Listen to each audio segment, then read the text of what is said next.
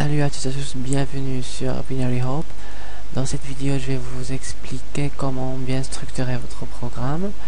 Jusqu'à maintenant, lorsqu'on code notre programme, on écrit son code source dans un fichier source ou bien un fichier .c et on compile le fichier et on obtient un fichier exécutable.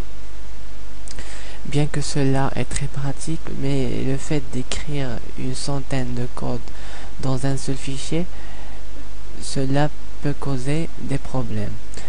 Même si vous composez votre programme en plusieurs fonctions, cela n'est pas suffisant.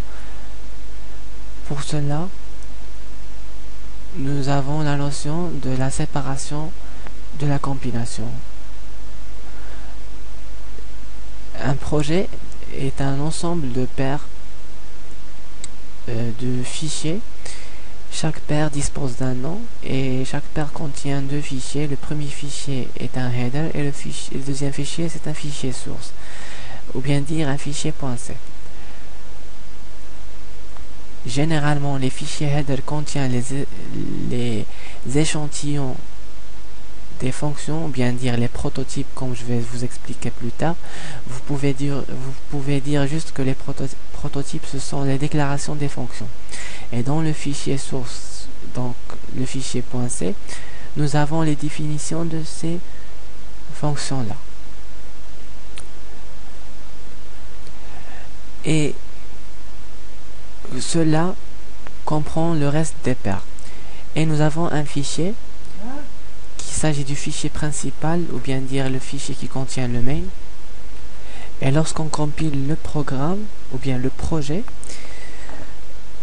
chaque paire génère un fichier qui s'appelle un fichier objet d'extension .o qui contient l'implémentation binaire de ce paire là. Dans cet exemple là, vous voyez que nous avons deux paires, le paire A et le paire B. On les compile et on obtient le fichier A.o et le fichier B.o, et finalement nous avons le fichier qui contient le main. Lui aussi génère un fichier objet, ou bien dire un fichier d'extension .o, et on rassemble tous ces fichiers là objets pour créer ce qu'on appelle le fichier exécutable qui portera le nom du projet. Dans notre exemple, c'est projet.exe. Bien que cela paraît un peu compliqué, mais la réalité est la contraire. Donc faisons un petit exemple. Donc je vais créer un projet, un petit projet, je vais l'appeler exemple. Je choisis C project et OK. Maintenant il faudra enregistrer le projet.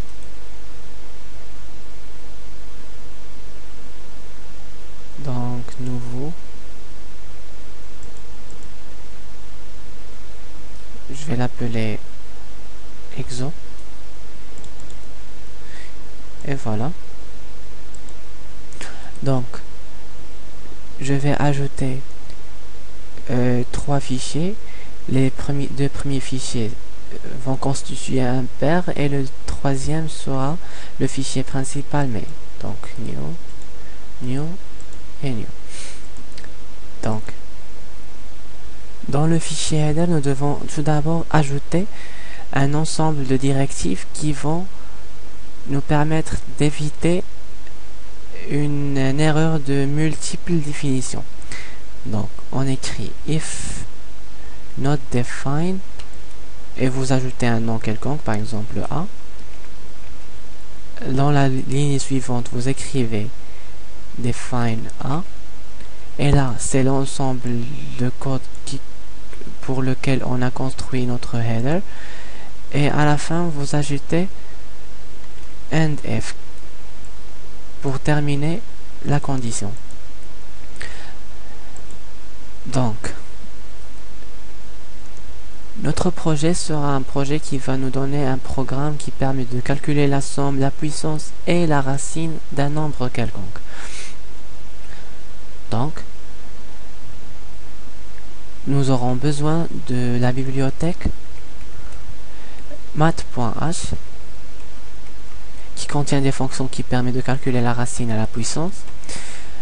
Maintenant, qu'est-ce qu'un prototype? J'ai répété pas mal de fois ce mot-là. Un prototype, il s'agit de la déclaration de la fonction. Comme vous savez, pour déclarer une variable, on écrit le type et le nom. Et si possible, on pourrait lui donner une valeur. C'est pareil pour les fonctions. Ils possèdent des déclarations et une définition. Les déclarations se font dans les fichiers header et les définitions se font dans les fichiers source ou bien .c. Pour créer un prototype, nous devons tout d'abord écrire le nom de la fonction, puis le champ de paramètres, et nous avons le type de retour, et finalement, point virgule.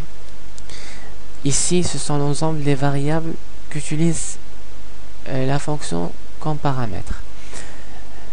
Exemple, ça sera la fonction racine. Donc, on écrit tout d'abord racine, j'ouvre les parenthèses et je les ferme, point virgule. Ici, le type de retour c'est float. Et là, puisqu'on aura besoin de calculer la racine d'un nombre réel, donc float x. Et c'est terminé. On n'a pas besoin d'ajouter le corps de la fonction, parce que cela, ça sera fait dans la définition de la fonction. Donc je vais ajouter un autre prototype, celui de la puissance. Donc float x, float x, donc je vais l'appeler indice, puis n, comme ça, x puissance n. Maintenant, je vais passer au fichier source. La première chose, c'est d'utiliser la directive et d'intégrer le header. Je vais l'appeler le a.h, donc ici je vais écrire a.h. J'ai utilisé les double quotes parce que le fichier existe dans le même dossier où se trouve le fichier source. Donc maintenant, je passe à la définition des fonctions. Les définitions des fonctions, c'est la même chose qu'on a fait dans les vidéos précédentes. Donc float racine float x.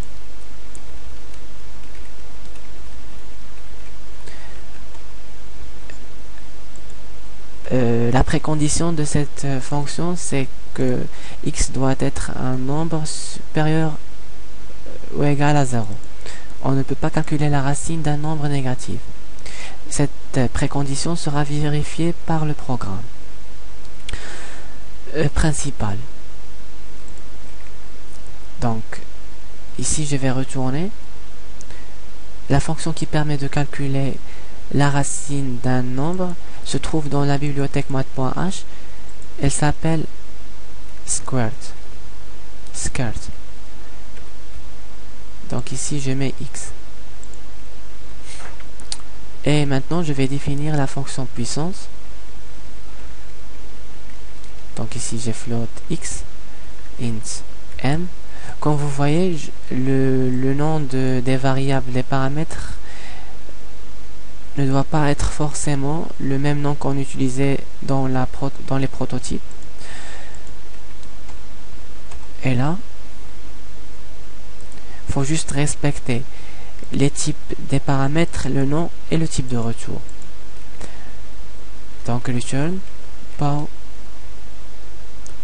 x m.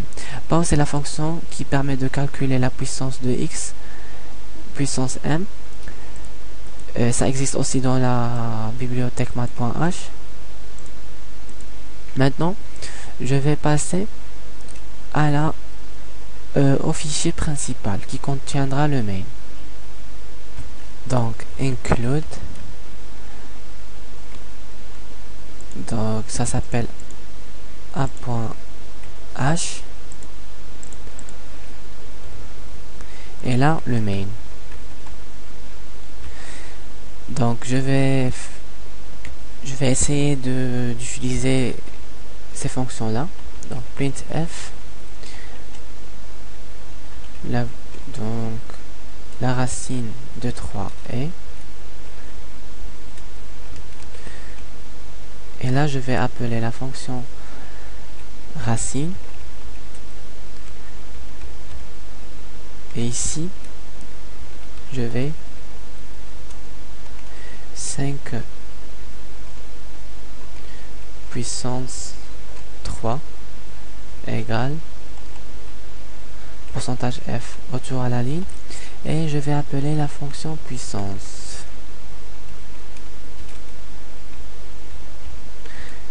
Et un get, et à ne pas oublier la bibliothèque stadio.h.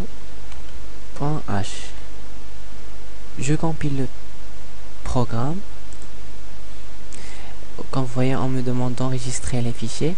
Donc le premier fichier s'agit de a.h, ça veut dire un header. Le deuxième portera le même nom, mais a.c. Et le dernier, ça sera main.proc, le programme principal. La compilation. Il y a une erreur parce que je n'ai pas respecté le prototype que j'ai déclaré ici. Quand vous regardez là, j'ai écrit int, et ici j'ai écrit float. Donc il faut faire attention. Float. Je recompile le programme.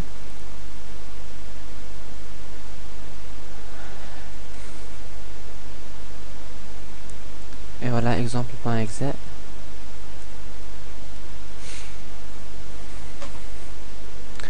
Le résultat, la racine de 3 est 1,73.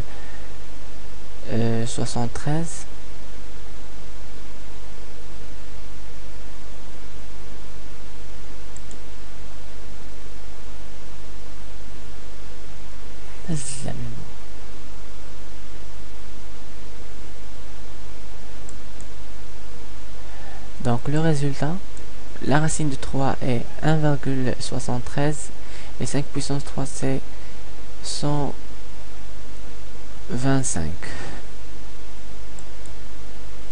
Et voici le dossier qui contient notre projet. Donc nous avons le header A et le source A, et voici le fichier objet de A. La même chose pour le fichier qui contient le programme principal. Nous avons le main.proc.c et le main.proc.o. Et voici le fichier exécutable. Donc c'est tout pour les prototypes et la création d'un projet. Donc c'est tout pour les prototypes et la création d'un projet. J'espère vous voir dans la prochaine vidéo. Et bisous tout le monde.